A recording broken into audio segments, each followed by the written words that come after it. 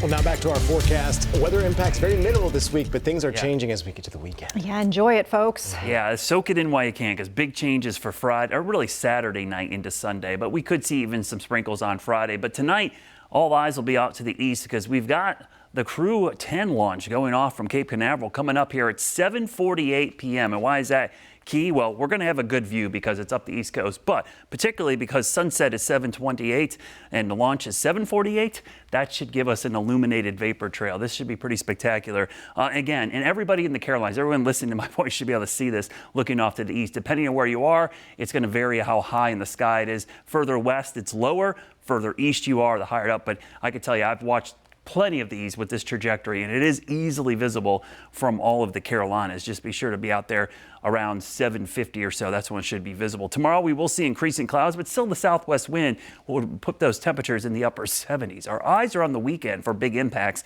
because Saturday night into Sunday morning, I expect a pretty nasty line of storms to be moving across the area. Just like our last event last Wednesday, it's going to happen right in the morning hours. But unlike our last event, this has even more wind energy and potentially more ingredients for severe weather with stronger winds and more of a tornado risk than even our last one, which did produce a tornado in Union County, though it wasn't quite the setup that we're having this weekend. The big story, stay weather aware. It's the weekend. ACC tournaments going on, a lot of activities.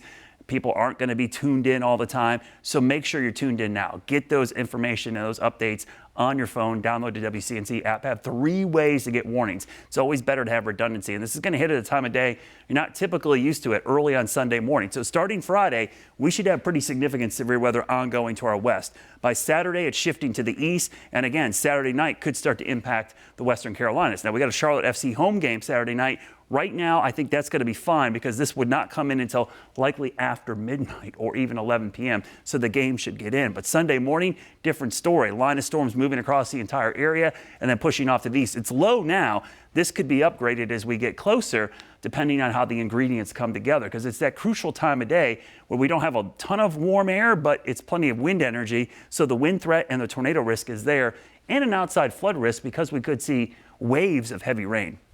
This is not the system, by the way. That's the first system bringing us clouds tomorrow. This is the system. Look at that low pressure and look at all these storms. By 2 o'clock Saturday afternoon, we've got ongoing severe weather to our west. And so your future cast is going to show this line of storms arriving early Sunday morning. Lots of moisture, potential impacts, heavy rain, winds, and tornadoes.